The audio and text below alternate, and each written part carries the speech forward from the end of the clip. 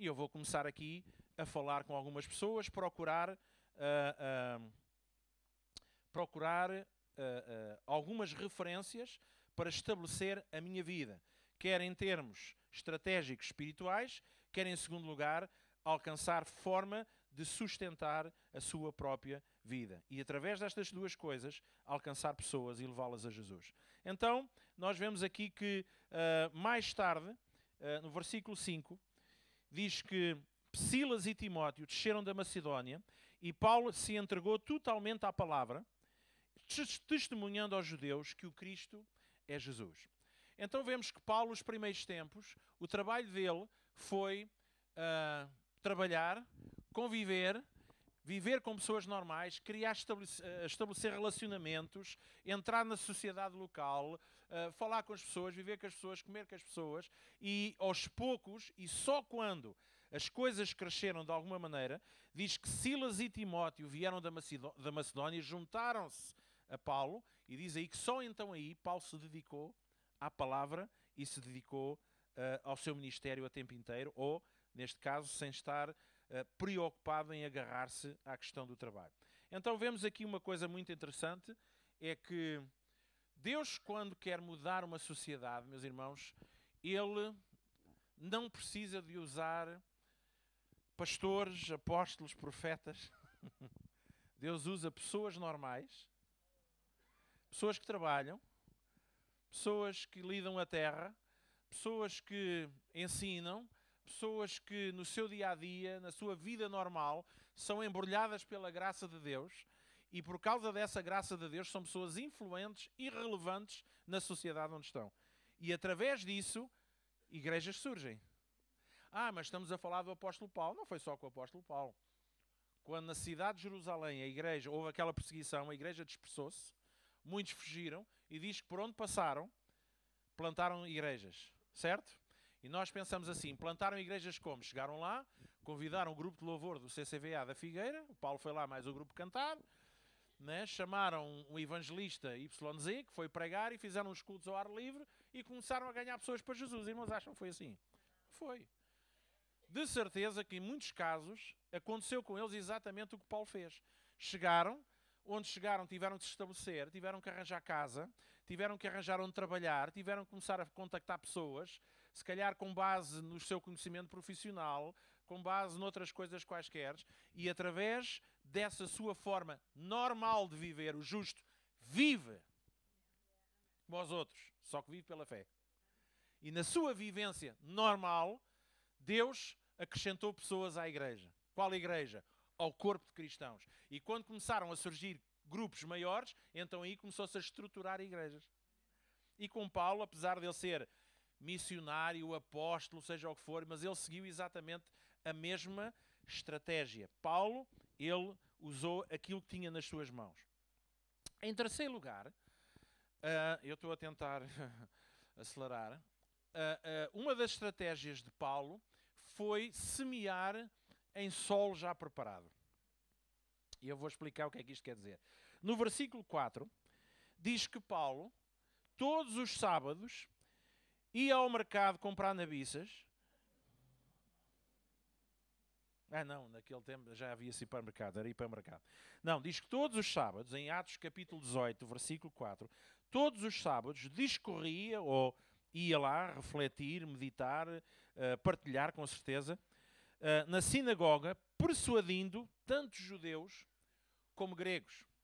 Ou seja, Paulo, vamos imaginar, no nosso contexto, nós não iríamos para as sinagogas, mas se calhar iríamos para o meio dos católicos. Certo? Ou se calhar nem isso, nem interessa. Mas aqui percebam o que é que Paulo fazia. Paulo, primeiro, estabeleceu contactos com a sociedade local, criou referências, relacionamentos, criou amizades, criou mesmo parcerias comerciais, com base na sua profissão. Em segundo lugar, ele começa a semear em solo já preparado. Então, onde é que Paulo ia? Paulo começava sempre, e já Jesus fazia a mesma coisa. A cada terra onde ele ia, o que é que eles iam fazer? Eles iam logo para as sinagogas. Sabe porquê é que iam para as sinagogas? Porque eles tinham o conhecimento todo de Jesus. Não, exatamente. Não tinham, mas já tinham conhecimento da palavra de Deus, em alguma esfera, certo? Na base da lei, certo? Na base, se calhar, de alguns preceitos antigos, e que sobre esse conhecimento já havia uma preparação. É muito mais fácil eu falar de Jesus como uma pessoa que tem algum conhecimento do que é ser cristão, do que uma pessoa que é um ateu ou um agnóstico. Ou não é? Ou até um espírita ou um budista.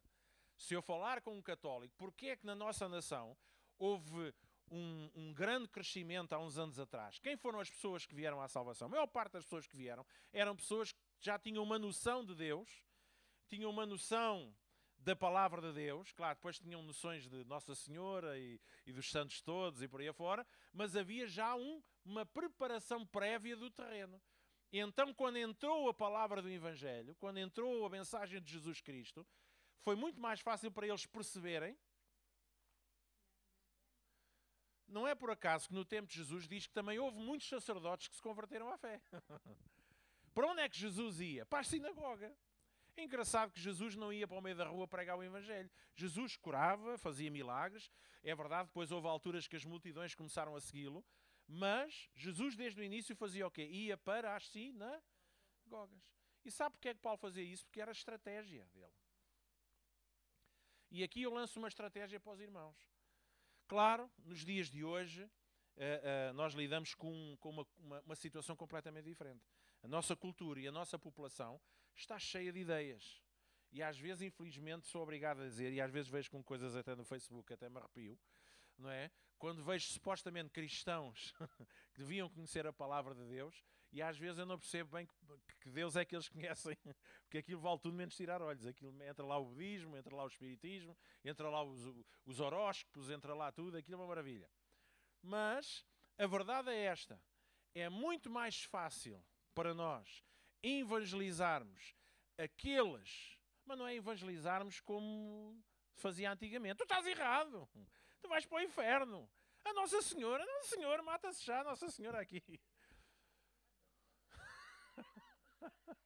Coitadinha, diz. Alguém percebe?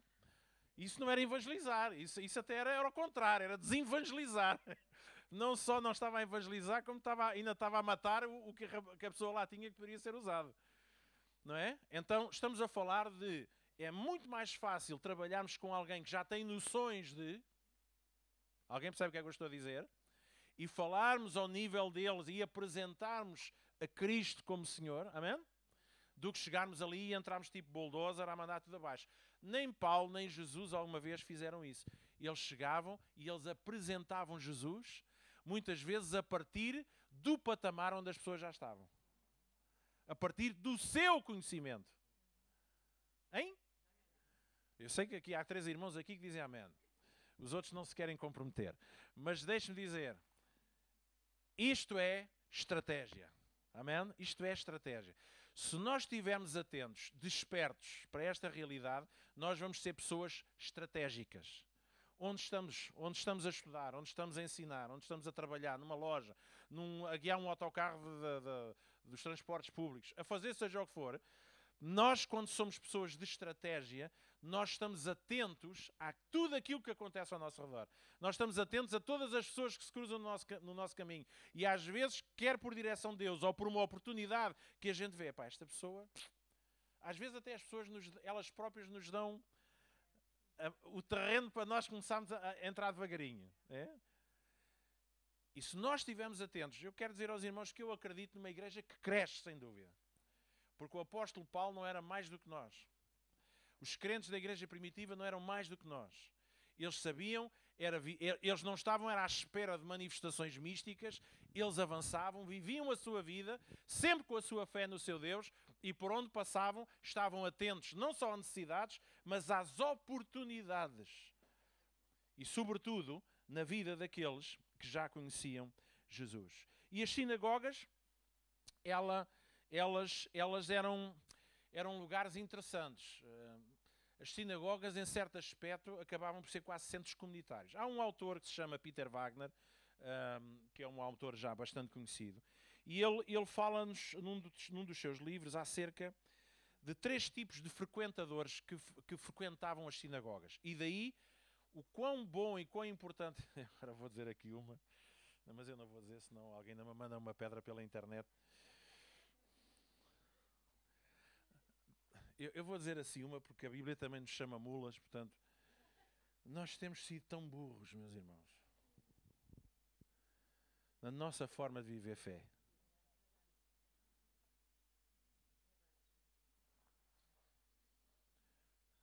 E olhe que isto não foi ideia de Deus, foi uma subtileza diabólica para fechar a igreja num gueto e dizer assim, não vais para ali, não, ali, não, ali são pecadores. A ti nós somos o quê? Só somos pecadores salvos. No sentido em que, se não o somos no sentido de natureza, porque já não o somos, mas éramos.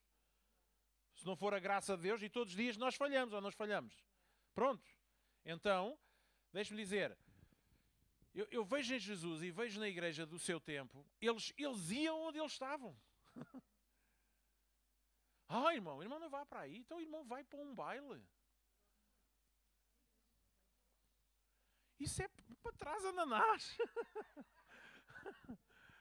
Cruzes credo. Ele seja cego, surdo e mudo. Eu não estou a dizer para nós irmos para os bailes. Os irmãos percebem o que é que eu estou a dizer. Mas eu nem estou a dizer para irmos para as discotecas. Já nem estou... Bem, agora ia dizer uma... Bem, esquecemos. Vamos passar à frente. Em que nós temos que nos tornar como os outros para... Eu conheço... Eu já fui a casamentos em que pessoas da fé recusaram-se a ir à cerimónia porque obrigava-os a entrar num templo católico.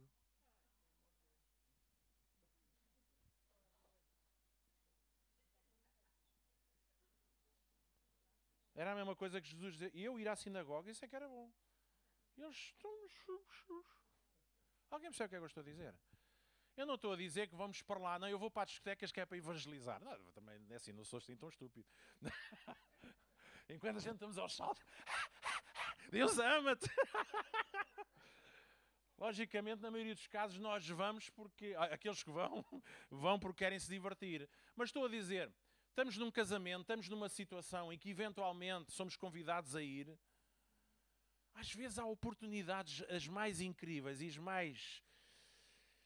as menos óbvias que Deus quer usar para nós trazermos o Evangelho às pessoas. E com isto não quer dizer que estamos lá com uma Bíblia aberta. Para o baile, para o baile. Alguém percebe o que é que eu estou a dizer? Ai, pastor, mas isso é pecado. Olha, pecado é a gente termos a verdade e não partilharmos com ninguém. Isso é que é pecado. Pecado é sermos esquisitos quando Deus não foi connosco. Isso é que é pecado. Termos amor que sobra no nosso coração e não partilharmos com ninguém. E acharmos que é porque estamos num qualquer edifício que está a ser usado para outra coisa qualquer, que aquilo vai-se-me colar.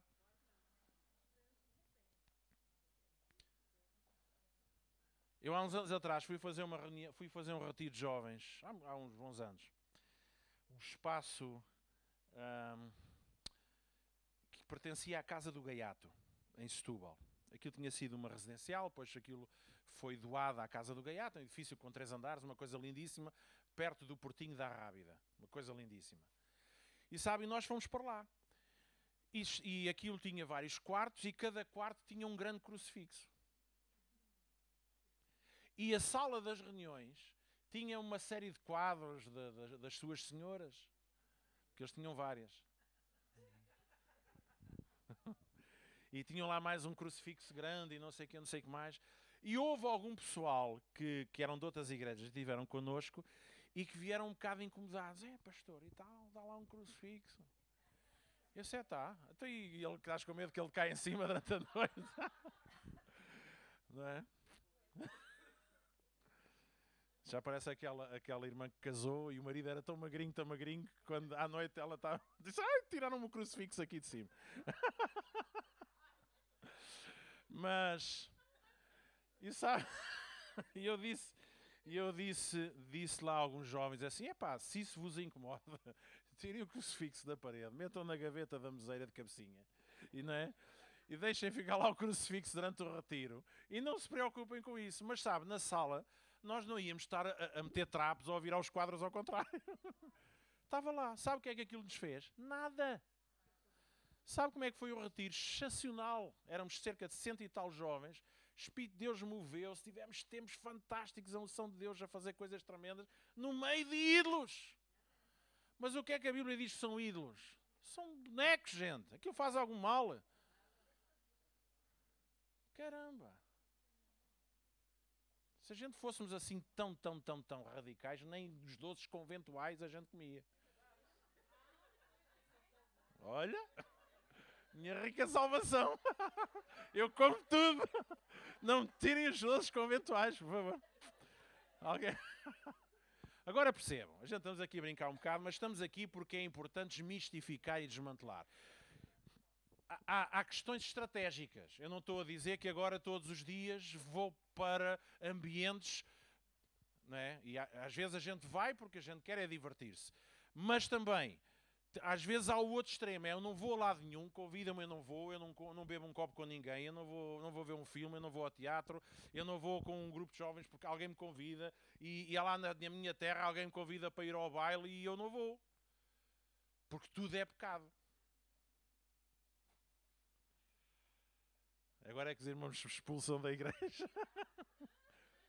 Mas sabe, às vezes é nos lugares menos óbvios e que nos foram ensinados como se os lugares é que determinam a nossa fé e a nossa influência, e é nos lugares menos óbvios que nós encontramos a melhor audiência para receber Jesus. Paulo e Jesus e outros assim, eles escolhiam as situações mais incríveis. Mas aqui eles iam diretamente às sinagogas. Peter Wagner, e só para acelerar, diz que nas sinagogas normalmente havia três tipos de frequentadores. Os judeus, os prosélitos e os tementes a Deus. Os judeus, como sempre, eu vou ler o texto porque isto é tirado de um livro dele. Diz assim, os judeus, como sempre, eram atrelados ao cerimonialismo e ao legalismo. E fruto da sua má interpretação da lei, eles estavam presos a este tipo de tradições. Gente agarrada nas tradições convenientes e não só pouco simpáticas à pregação de Paulo, como também eram responsáveis normalmente pelo o tiro ao alvo, ou seja, os apedrejamentos, açoites, perseguições e dias de cadeia do próprio apóstolo Paulo em cidades vizinhas. Veja bem, normalmente os maiores inimigos de Paulo e aqueles que mais o maltrataram e o puseram em cadeiras foram precisamente... Em cadeiras não, em cadeiras estão os irmãos. Em cadeias foram precisamente os judeus. Mas era precisamente esses que Paulo ia lá, pois então como é que ele não havia de ser maltratado? A primeira coisa que ele ia fazer era meter-se no meio deles. Ia lá falar de Jesus e aquela gente ficava danada. Mas também não era só judeus que lá estava. Havia os chamados prosélitos.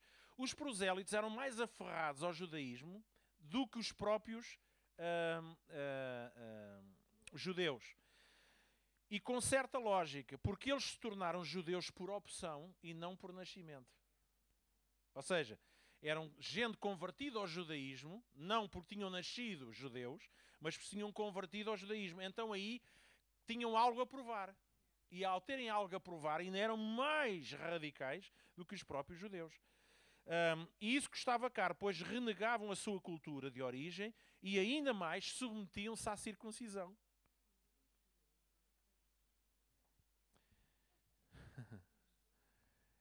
E depois havia os chamados tementes a Deus. E os tementes a Deus eram pessoas que estavam lá, não pela religiosidade do judaísmo, mas porque tinham uma noção de que há um Deus. E sabe que há destes em todos os lados? Gente que até pode nem crer nada com a igreja, mas tem noção de que há Deus. Andam à procura. Têm algum respeito. Têm algum medo. O exemplo disto foi o homem que é considerado, chamado Tito, o Justo. Esse homem fazia parte, morava perto da sinagoga, era alguém que, porque morava perto, era simpatizante, se calhar como às vezes a gente tem alguns vizinhos que até gostam de ouvir os cânticos. E gostam de se manter à distância, porque têm alguma noção de que há Deus, não estou bem certo se aquilo ali é que é certo. Mas estavam lá e eles tinham alguma expectativa que estavam à procura de alguma coisa. Lá está aquilo que falámos há bocado. Viviam numa cidade saturada pela imoralidade, por aquilo que era imperfeito, sujidade em todos os aspectos. Então andavam à procura de algo espiritual, algo que estava para além do fanatismo, da intolerância dos judeus, dos próprios prosélitos. E Paulo, ele expunha-se ao ridículo, ia-se lá enfiar dentro da sinagoga, porque ele sabia que lá já existia terreno preparado para receber a palavra de Deus. Claro que também pagava um preço por causa disso. Certo? Paulo, por sua vez, apresentava um evangelho puro. Ele apresentava não legalismos, ele apresentava o coração de Deus, ele apresentava uma proposta muito mais radical, assim como Jesus propôs, mais do que simplesmente cumprir regras, que era isso que os judeus faziam, e infelizmente muitos cristãos hoje, mas ele apresentava um desafio de vida às pessoas. Ele desafiava-os a viver uma vida em Cristo Jesus, a experimentar Cristo. Era um evangelho puro. Eu estou agora a tentar saltar porque já me faltam só 7 minutos. Então, depois, Paulo, nós encontramos aqui no versículo... Aliás, vamos ler aqui, versículo 5 e versículo 8. Então, quando Silas e Timóteo desceram da Macedónia, Paulo se entregou totalmente à palavra, testemunhando aos judeus que o Cristo era Jesus. Portanto, havia um terreno já preparado. Eles estavam à espera de um Cristo, só que não aceitavam que tinha sido Jesus. E Paulo trazia um complemento, ensinava, trazia um evangelho puro, completando aquilo que já era a revelação. E depois no versículo 8 diz: mas Crispo, o principal da sinagoga, creu no Senhor com toda a sua casa. Veja bem, o impensável aconteceu. O principal, diga comigo, o principal da sinagoga não era pera doce. Ai, pastor, não senhor, a gente não vai pregar nas sinagogas porque eu já passei lá 2 ou 3 vezes e os principais da sinagoga enfiaram-me em cadeias. Paulo poderia ter dito isso, mas sabe que Paulo nunca desistiu? Até que um dia o principal da sinagoga converteu-se, creu com toda a sua casa. E a Bíblia não descreve, mas eu fico a pensar como é que terá sido depois o processo deste homem. Um judeu principal da sinagoga tornar-se um cristão.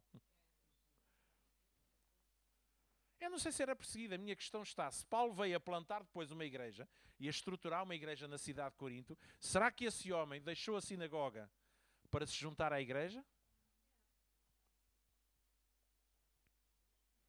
Eu agora nem vou entrar por mais por aí, que eu agora ia dizer aqui umas coisas, só para os irmãos ficarem confusos.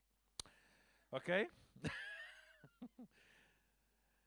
E versículo 8 diz então: com toda a sua casa, e também muitos dos coríntios, ouvindo, criam e eram batizados. Porquê? Porque Paulo vive, ele de forma estratégica, ele ia aos lugares menos óbvios para falar de Jesus às pessoas. Menos óbvios por um lado, por outro lado, onde as pessoas já teriam o seu coração preparado de alguma maneira. Fosse por ter alguma noção, por terem alguma fome de Deus, ou por terem já alguma revelação da palavra de Deus. E depois, aqui Paulo, ele continua a difundir o Evangelho, ele continua a apresentar um cristianismo não baseado, não comas, não bebas, não fumas, não bebes, não vais ao baile, não, não sei quê, não vais ao mar toino, e não é o tipo de evangelho que foi pregado durante tanto tempo. Paulo veio trazer um compromisso com Cristo, uma relação de amor, uma coisa fantástica. E a igreja começou a crescer, porque Paulo, de forma estratégica, ele escolhia os seus objetivos.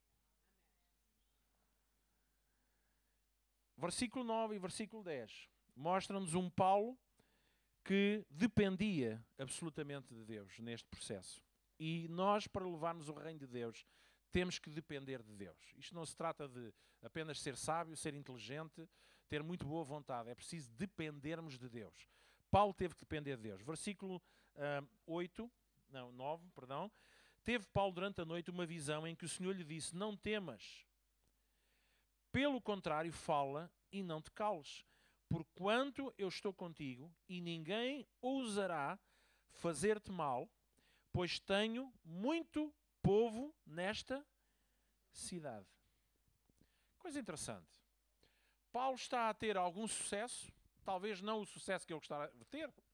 Algumas famílias começaram-se a converter, alguns coríntios começaram-se a converter, E possivelmente, ou em antecipação ou qualquer outra oposição que iria surgir, ou porque os resultados não estavam a ser os resultados que Paulo antecipava, e possivelmente Paulo estaria até a dizer, epá, isto não está a dar o fruto que eu queria ainda. Possivelmente Paulo até poderá ter começado a ficar um pouco abatido, um pouco duvidoso, um pouco desanimado, mas Deus reafirma na vida de Paulo, eu estou contigo.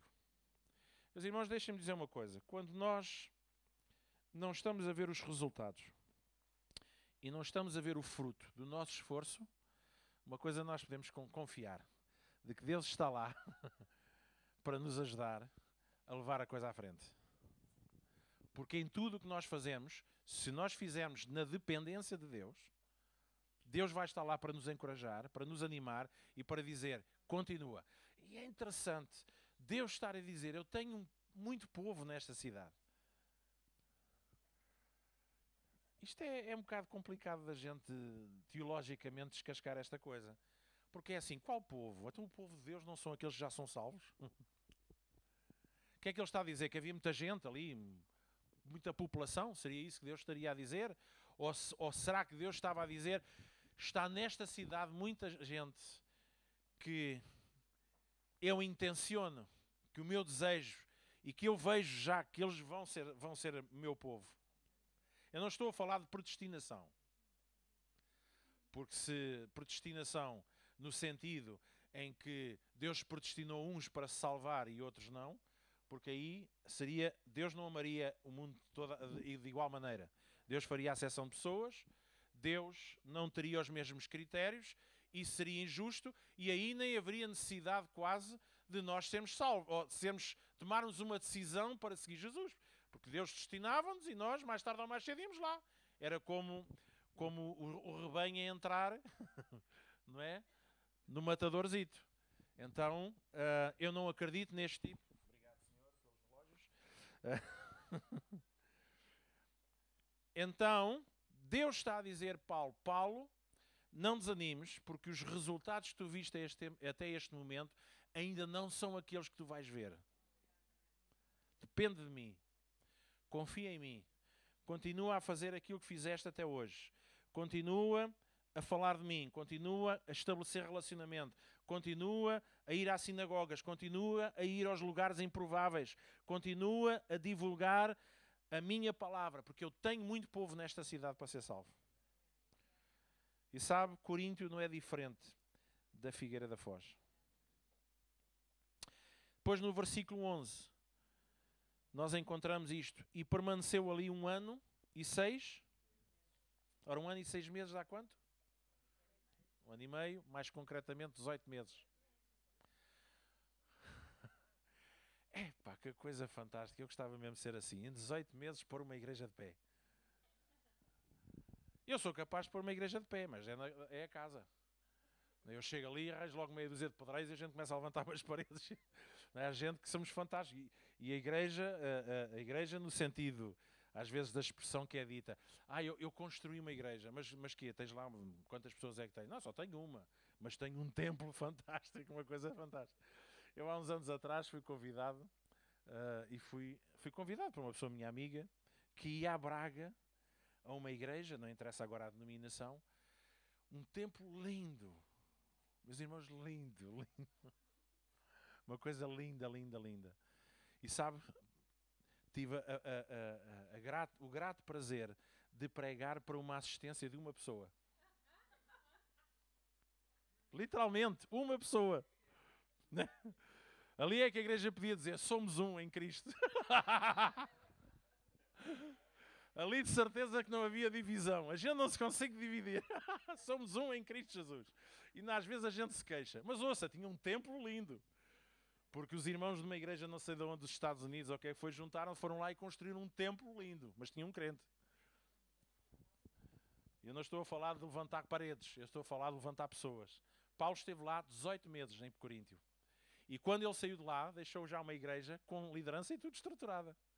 Porque Paulo depois de entrar, de escolher o seu lugar. Isto aqui é estratégico, isto vai ser bom para difundir o Evangelho por esta região, isto vai ser bom para alcançar gente que está com dificuldades espirituais. Não há aqui muita resistência ao Evangelho. Eu vou entrar, vou estabelecer negócio, eu vou começar a contactar pessoas comuns, pessoas normais, vou começar a ir à sinagoga a lançar lá umas bejardas, umas bombas, não é? Possivelmente alguns deles vão também meter na prisão, como já aconteceu noutras terras, mas ali até nem aconteceu. Ali até nem aconteceu. O principal da sinagoga converteu-se. E ao fim de 18 meses, porque a última postura de Paulo em relação a Corinto, e normalmente ao seu ministério, era: ele vinha, ele começava a rasgar terreno, ele plantava, ele começava a criar contactos, a evangelizar, e depois ele consolidava o trabalho, ensinando a palavra de Deus, para que quando saísse dali as pessoas já tivessem a palavra no seu. E isto é um trabalho que todos nós individualmente devemos e podemos fazer. Porque aquilo que Paulo faz, digamos que é aquilo que é a função de cada cristão, mas de forma mais refinada. Paulo consegue fazer em maior número de pessoas, por causa do seu ministério apostólico. Mas aquilo que ele fez, foi aquilo que Jesus fez, e aquilo que cada um de nós pode fazer numa micro-realidade que pode ser uma pessoa na nossa vida. Nós estabelecemos contacto. Às vezes até porque, olha, eu tenho o Miguel, que é pastor agora da minha ilhada e Viseu. Sabe como é que ele se converteu? Era um moço com um dia talvez ele virá aqui ministrar e contar um pouco da vida dele. Era um moço que teve negócios, pronto, e aquilo depois houve problemas, enganaram-no, ele ficou com dezenas de milhares de euros às costas de dívidas. E muitas vezes pensou acabar com a vida dele, por aí afora. E sabe como é que ele se converteu? Não era eu o pastor na Lousã, era o outro pastor, o Zé Luís, que lá esteve. E um belo dia esse pastor Zé Luís teve um problema, acho que um esquentador, um cano, uma coisa qualquer. E ele trabalhava em gás, em instalações de gás, não sei o que, tal. E o Miguel foi à casa do pastor. E através de uma conversa perfeitamente informal, não sei, nós fomos chamados para ser pescadores, não para sermos caçadores, não é? E uma conversa informal a propósito de uma situação perfeitamente banal, uma reparação de um esquentador ou de uma canalização, ou seja o que for, surge dali um homem que hoje serve a Deus. Porque às vezes a gente passa-nos as oportunidades ao lado. Porque temos medo de arriscar. Porque temos medo de ser pessoas... Mas, irmãos, eu acredito que cada cristão é alguém estratégico. Colocado num lugar de forma estratégica. Não está lá por acaso. Está lá para um objetivo, uma função. E nós, como igreja, sem dúvida, podemos ser pessoas extremamente eficazes, estratégicos, quando temos propósito na nossa vida, quando nós vamos para algum lado, quando nós lidamos com as diferentes oportunidades que a vida se nos depara e muitas vezes que Deus põe no nosso caminho, se nós soubermos aplicar estes princípios na nossa vida, nós vamos começar a ver a igreja a crescer. E isso implica também o quê? Consolidar o trabalho que foi começado. Porque esta coisa que a gente tem que é... E graças a Deus por aqueles que dão à luz. Não é? Mas imagine os irmãos... eu quero ser pai, quero ser mãe. Ok, então vamos ter um filho. O filho nasce... Pronto, agora já nasceu, agora vamos pôr em casa de alguém para alguém cuidar dele. Não é? A gente abre uma loja, aqui cuida-se de filhos. Formatações, instalação de diferentes softwares e tal. Não é assim? E a gente depois vai lá buscá-lo quando ele já não der trabalho. Mas sabe que a gente às vezes em termos do reino de Deus fazemos isso? Já convidamos as pessoas, mas isso há várias abordagens, mas há aquela abordagem, venha comigo ali à igreja, cura-se marrecas com limão ali. Não é? Ou então venha ouvir Jesus. E a pessoa vem ouvir Jesus, a pessoa pronto, já aceitou Jesus, a gente lava daí as nossas mãos, venha o outro a seguir. E a pessoa fica ali e há alguém da igreja que cuide dele, pastor, normalmente. Mas o trabalho estratégico, isto é tão importante, este capítulo, esta introdução à Epístola de Coríntio, porque para nós chegarmos à percepção do que é a igreja, também temos que perceber como é que ela começou. Mas nisto, sacamos aqui uma série de princípios estratégicos para a nossa vida e para a vida desta igreja. Porque às vezes estamos tão apavorados em levar alguém a Jesus. E às vezes as pessoas estão tão apavoradas que não haja ninguém que os leve a Jesus. Não é? E ficamos ali os dois como se estivéssemos a olhar para um urso na serra ou na selva, e o urso está a olhar para nós a ver assim, não sei se ele vai me atacar, e a gente está a olhar para ele e dizer, não sei se ele me vai atacar. E depois fugimos os dois. E às vezes com os cristãos isso tem vindo a acontecer. Mas, pegando em princípios como estes, como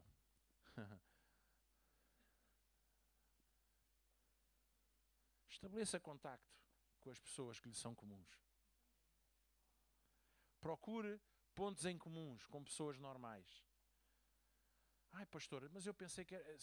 Mas se Deus viesse, eu visse um anjo por trás da pessoa. Pá, se começas a ver um anjo por trás da pessoa, já a coisa, será que aquilo não é o cemitério? Já que um anjo em pedra, está ali um anjo em pedra atrás. Ou é o Cristo Real à distância? Ai, mas eu sei, e a gente mistificou tudo. Eu não estou a dizer que o Espírito Santo às vezes não nos diz e mostra coisas e nos faz perceber coisas. O Espírito Santo faz. Mas sabe, isso é o extraordinário. O ordinário, que normalmente na nossa linguagem uma pessoa ordinária é uma pessoa vulgar, no sentido pejorativo, mas ordinário significa que somos pessoas normais. A normalidade do cristianismo é nós vivemos a nossa vida e enquanto vivemos a nossa vida, de repente, está lá, estamos lá.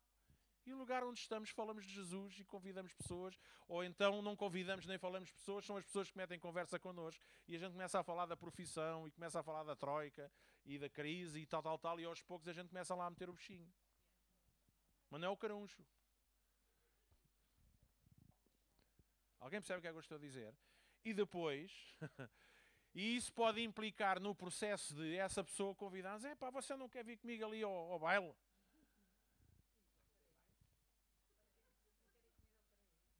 E ao paraíso, mas isso é algum bar aqui da zona, não? Ela só pedia, né? E a gente, não, nem pensar, esse antro de podridão. Né? E as pessoas dizem assim, o quê? Então você diz que me ama, que Deus me ama e não é capaz de vir comigo?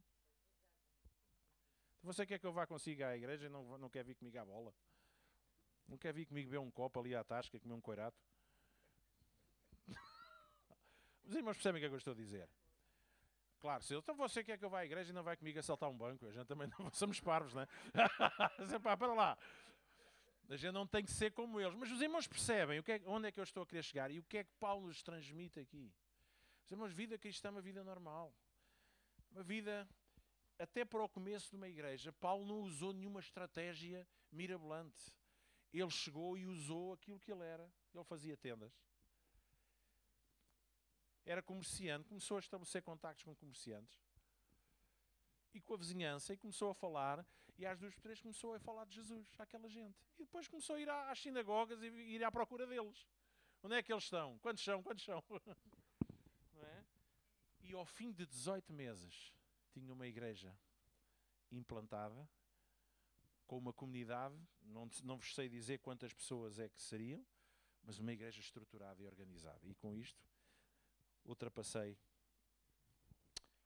E isto tudo só para resumir 4 pontos na vida, na estratégia de Paulo em relação às pessoas. Primeiro havia a fase do testemunho, que era levar as pessoas a Jesus. Em segundo, levava-o à fase da integração, que significa fazer o convertido comprometer-se com o corpo de Cristo. Em terceiro lugar, levava à fase da maturidade, que implicava estabelecer alicerces sólidos da palavra de Deus na vida da pessoa.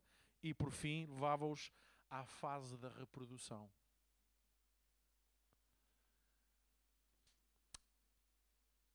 Eu volto a dizer, testemunho, integração, maturidade e reprodução.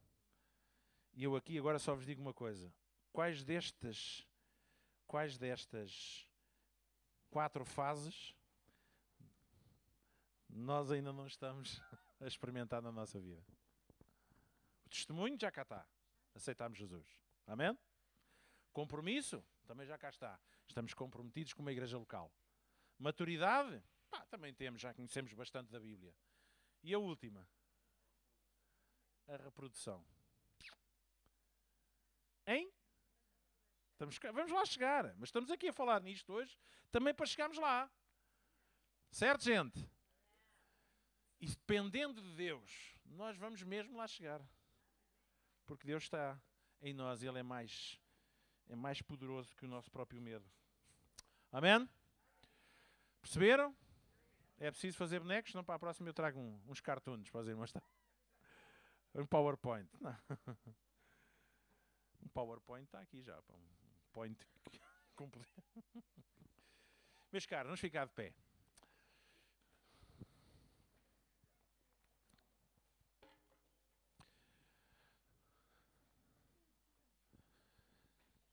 Então hoje foi só para dar assim uma panorâmica daquilo que foi a escolha de Paulo, a sua abordagem, a sua estratégia na implantação da Igreja de Corinto. E depois vamos ver, porque sabe porque é que é importante darmos esta panorâmica? Porque fruto desta panorâmica, por exemplo, da noção do que é que era a cidade de Corinto, nós vamos perceber alguns dos problemas que existiam dentro da Igreja de Corinto. E que Paulo depois teve que trazer ensino e teve que trazer algum esclarecimento. E nas próximas sextas-feiras, sabe, cada sexta-feira vamos estudar um capítulo de Coríntios. O que significa que temos aqui Coríntios ao quilo, está bem? Mas cada sexta-feira vamos estudar um capítulo diferente. E como sabem, eu faço o cozinhado à minha maneira. Portanto, eu sou uma pessoa mais prática, mais simples, não estou aqui tanto com aspectos tão teológicos, mas estamos aqui a abordar e a ver aspectos mais práticos da coisa. Amém? Dê lá uma cabeçada na pessoa que está ao pé de si, e diga assim, não adormeças, pá. Hein? Esmaguem uns quantos piolhos.